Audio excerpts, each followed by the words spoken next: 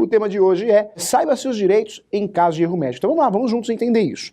Já conversamos em certa oportunidade, em certa aula, que existe o erro médico e o erro do médico. Então vamos começar do começo para ficar didático. Professor, o que é o erro médico, hein? Erro médico é o erro de qualquer profissional da área da saúde. O termo erro médico dá a entender que é um médico propriamente dito, mas não é. É o erro de qualquer profissional da área da saúde. Então o enfermeiro, o anestesista, qualquer profissional que atue na área da saúde, inclusive o fornecedor de produtos e serviços, que é o hospital ou a clínica, pode cometer erro médico. Então fique atento em relação a isso. Existe um segundo ponto, uma segunda nomenclatura, que é o erro do médico. E aí sim, é o erro do médico propriamente dito. Então vamos lá, vamos separar então. Erro médico e erro do médico. Erro médico de qualquer profissional da área da saúde, inclusive o hospital, a clínica. Erro do médico é o erro propriamente dito do médico, né? O erro determinado, ok? Então, sabendo isso, fica tudo mais fácil. Vamos lá, juntos agora. Quando eu falo de direitos em relação ao erro médico ou erro do médico, nós temos sim uma relação de consumo, que é o Código de Defesa do Consumidor, que é a Lei 8.078.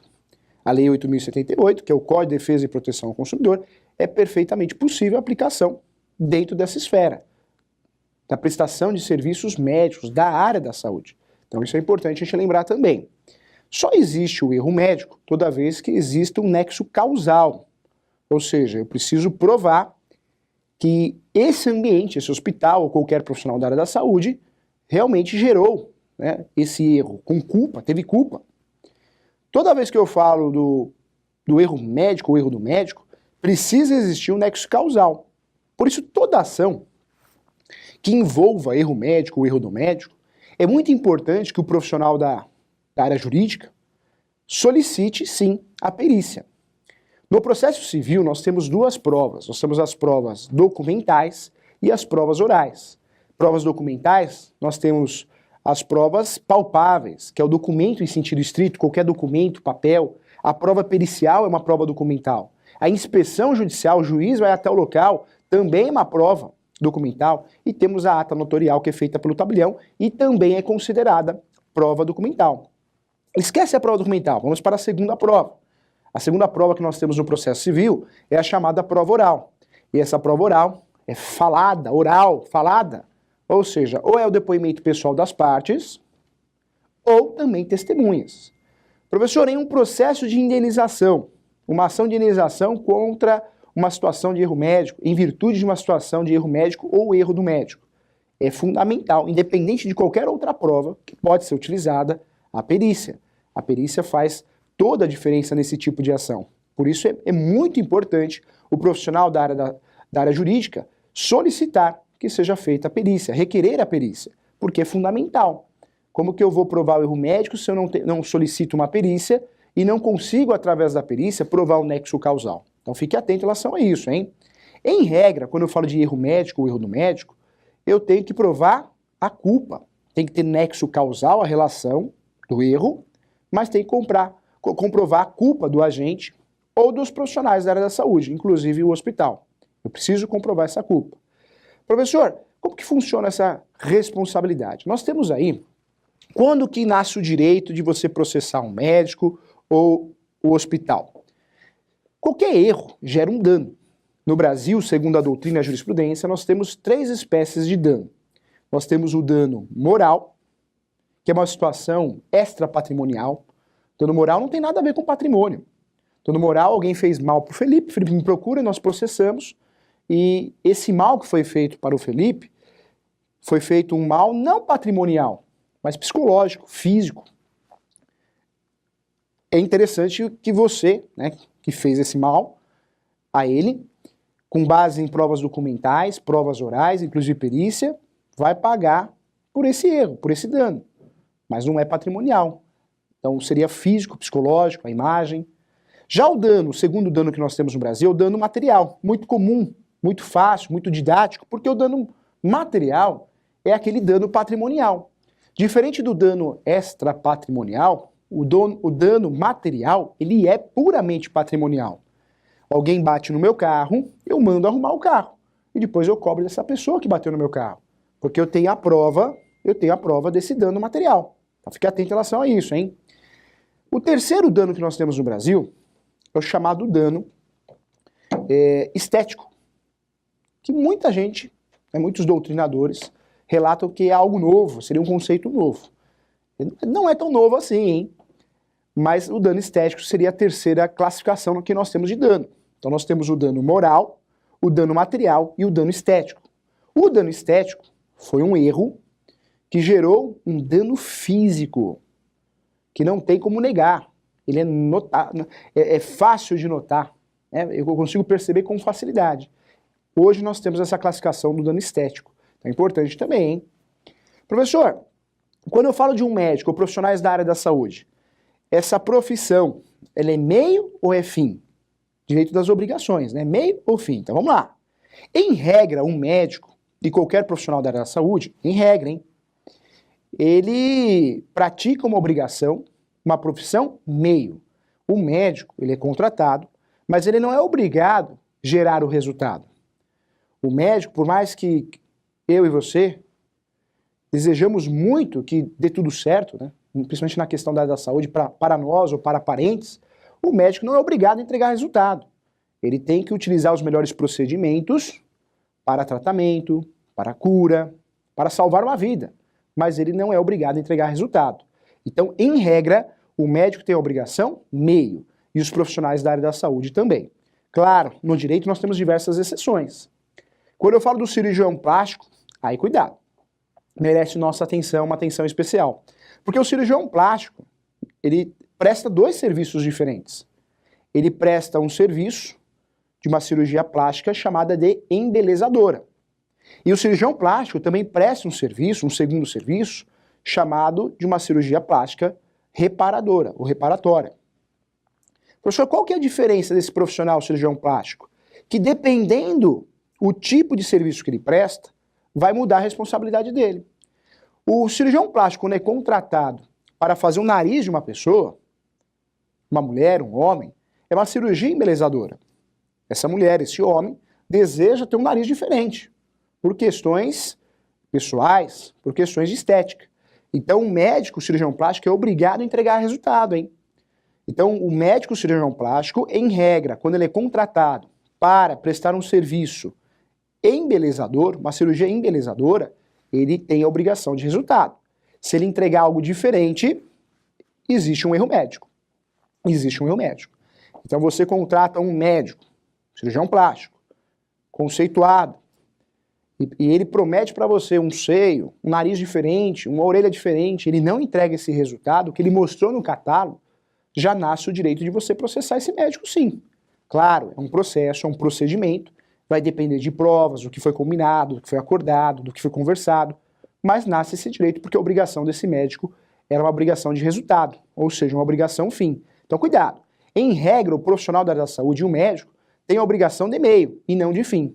A exceção está onde? Está no caso do cirurgião plástico para a entrega de uma cirurgia embelezadora, diferentemente de uma cirurgia reparadora, hein? Professor, o que seria essa cirurgia reparadora? Seria aquela situação que o médico, ele não foi contratado para deixar o nariz mais pontudo, mais redondinho. Ele fez a cirurgia reparadora porque, na verdade, o sujeito sofreu um acidente. Então ele pegou aí parte de algum local do corpo e fez um enxerto no rosto da pessoa, para que essa pessoa fique mais próxima do que era. Então essa cirurgia, esse tipo de cirurgia não é embelezadora, mas sim reparatória ou reparadora. Porque, na verdade, o médico ele fez o possível para melhorar a situação do sujeito, do paciente. Então sai da situação de embelezamento, não é estética.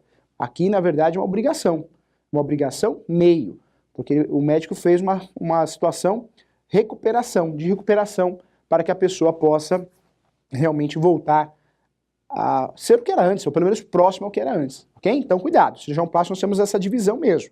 O cirurgião plástico, quando ele exerce o seu serviço, presta o seu serviço para uma cirurgia reparatória ou reparadora, a obrigação continua sendo a regra do jogo, que é a obrigação de meio e não de fim. A exceção está onde? Quando o cirurgião plástico é contratado para prestar um serviço, ele vai prestar um serviço de embelezamento. Então é diferente, porque ele na verdade ele vendeu a prestação de serviço de um nariz.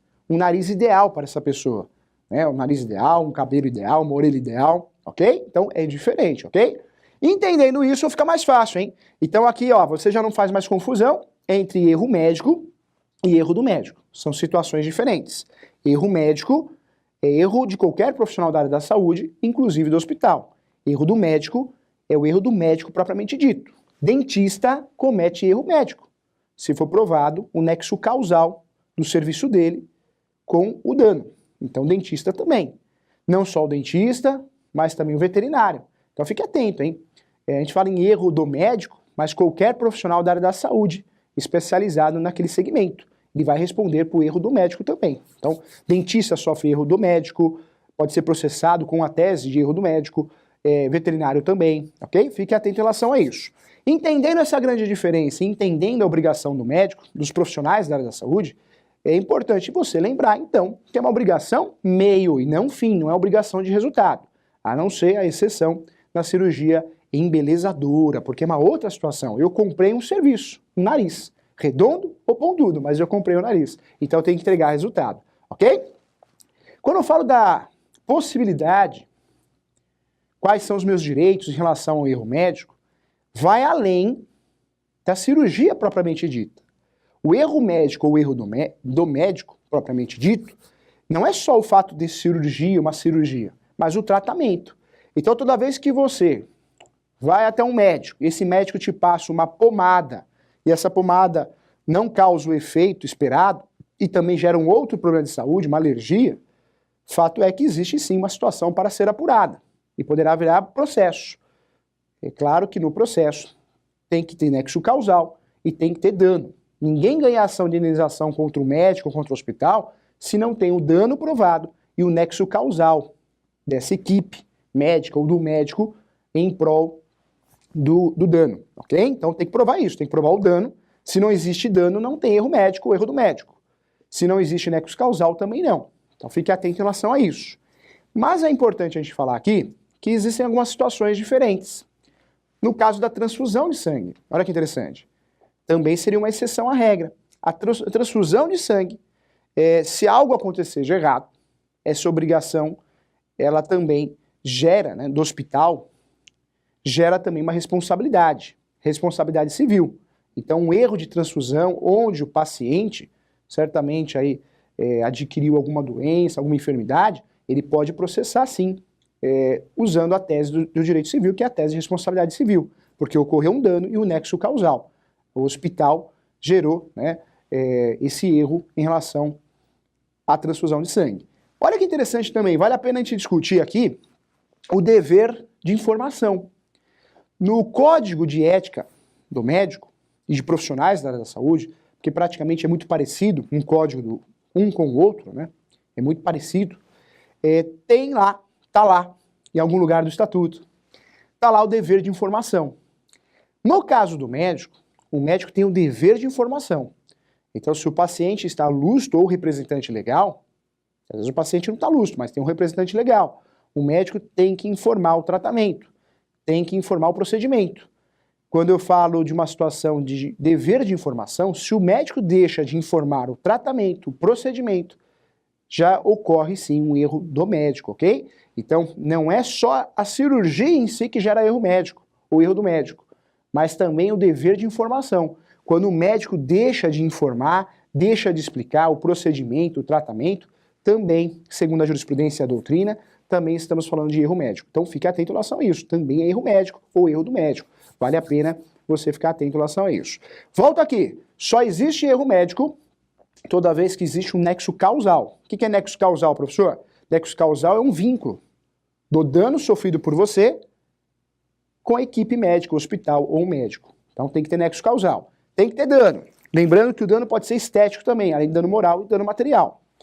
Qual que é a ação, professor? Quando eu tenho direito, então, de isso ocorrer ao judiciário, eu quero saber os meus direitos em relação ao que eu devo fazer em caso de erro médico. O ideal, quando exista realmente um erro médico de fato, é você procurar um outro especialista da área da saúde para que ele possa fazer um relatório para você. Ele vai fazer um relatório. Esse relatório precisa tomar um certo cuidado, porque nós sabemos que na área da saúde, a gente não está aqui para generalizar não, claro. Aqui É uma situação real, mas sem generalizar.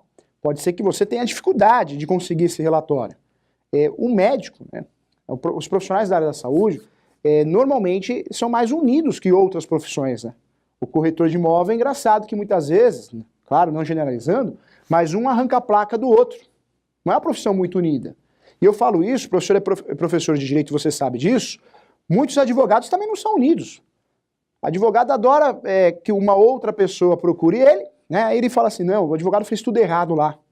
Então tem muitas profissões que, infelizmente, a ética não é aplicada no dia a dia. Um absurdo, porque em qualquer situação, em qualquer profissão, você tem que aplicar a ética. Bom senso e ética e educação cabem em qualquer lugar, né? É que nem pouco tempo atrás, entrar em contato com o professor, se perdeu o processo, devolve o dinheiro, né? Aí eu expliquei para a pessoa com muita educação. A advocacia não é seguro, como que devolve o dinheiro? Então, hoje em dia, o profissional está sendo muito desvalorizado, seja o corretor, seja o médico. Precisamos valorizar todas as profissões.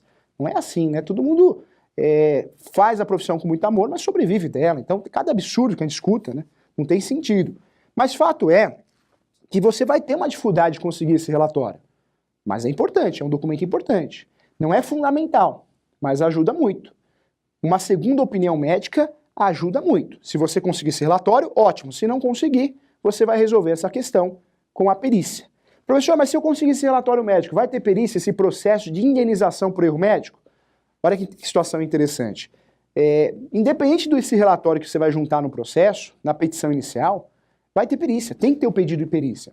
É fundamental para o êxito da ação, para que seja aprovado o dano e o nexo causal. Professor, o que a perícia vai fazer em caso de erro médico? Ela vai provar, sim, se ocorreu o dano e o nexo causal, que é o que o judiciário precisa para fundamentar a decisão, a procedência da decisão. Então, olha que interessante, independente de você juntar laudo ou não, vai ter perícia sim, tem que ter perícia, claro. Lembra você que o processo brasileiro, o processo civil, se você ganha a ação em primeiro grau, pode ocorrer o recurso em segundo, em terceiro grau. Isso é perfeitamente comum. Alguns doutrinadores defendem aí que nós temos 2 graus de jurisdição. Na minha humilde opinião, nós temos 3, né? Porque eu posso chegar até Brasília. Claro que Brasília, é isso, nossa alta corte do judiciário, não é uma questão de fato, não vai ser discutido o seu caso concreto, mas questões de direito. Se existe uma afronta à lei federal, se existe uma afronta à Constituição Federal. Então, o direito em terceiro grau é uma discussão de direito e não da sua história em si. Eu brinco muito em aula presencial que a justiça de verdade vai escutar o seu problema, analisar o seu problema concreto até segundo grau, porque em terceiro grau existe uma preocupação com a lei e a Constituição Federal, não com o seu problema em si, tá? Então, o fundamento seria outro. Quando eu falo dessa situação, então, de erro médico, cuidado com as indenizações, hein? E aqui no Questão de Direito nós temos o compromisso de trazer a verdade com muito amor e carinho e respeito a você. Então as indenizações aqui no Brasil, dificilmente, salvo exceções, não ultrapassam a 30 mil reais, 10 mil reais, e em média 10 mil reais, 5 mil reais. O Brasil existe uma jurisdição defensiva, existe também uma proteção em relação à fábrica do dano moral. Então não é comum no Brasil você conseguir ganhar uma ação com um dano moral absurdo, igual a gente vê em filme, salvo exceções, ok? E é uma ação complexa, hein? É uma ação que você precisa aprovar, precisa pedir perícia, precisa juntar fotos, se possível, laudos médicos, relatórios, porque a chance de você perder uma ação dessa, se ela for mal fundamentada, é muito grande. Já aconteceu muito da gente perder em primeiro grau e conseguir ganhar em segundo grau. Então é uma ação complexa. E falo mais, hein? É uma ação demorada, porque normalmente o médico ou o hospital ou o profissional da área da saúde vai recorrer é um direito dele. Claro, né, a intenção questão de direito não é ficar de um lado ou de outro, a intenção é trazer informação e conhecimento jurídico. Então, atenção em relação a isso, hein?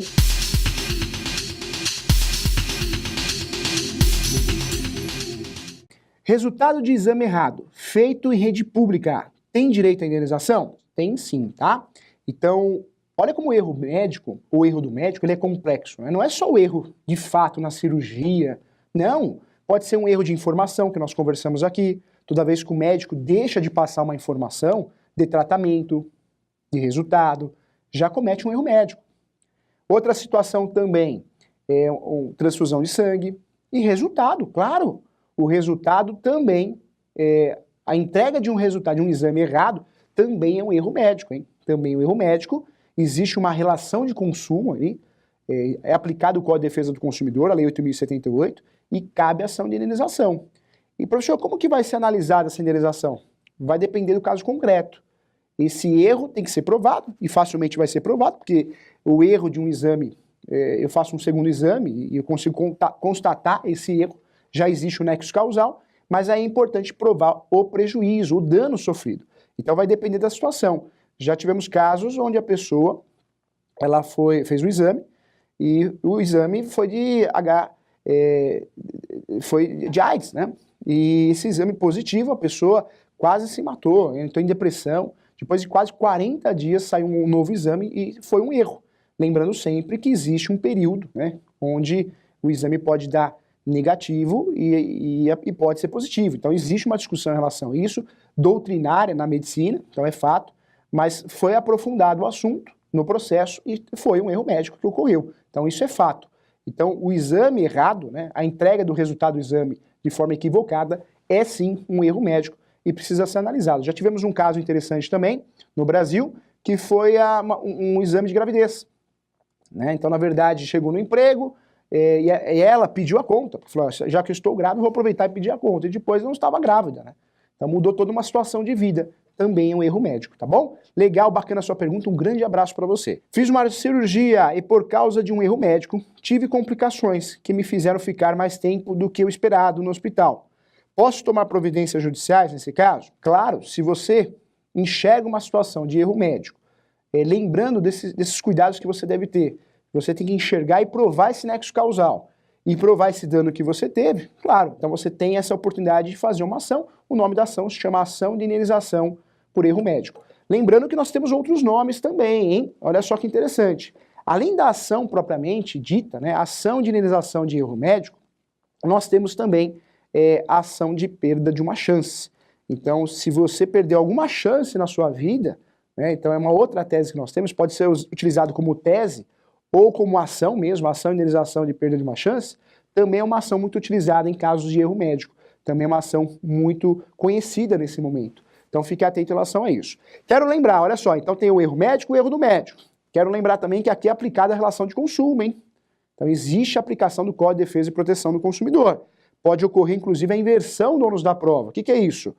Em algumas situações, analisando o caso concreto, eu posso pedir, sim, que o réu, né, o hospital, tenha que provar. Isso é muito bom. Quando eu consigo aplicar a inversão do ônus da prova, ajuda bastante no processo. Mas cuidado, isso é uma exceção, ok? Mas eu posso aplicar. O ideal é que o autor prove o nexo causal e o dano sofrido também, e sempre através de perícia.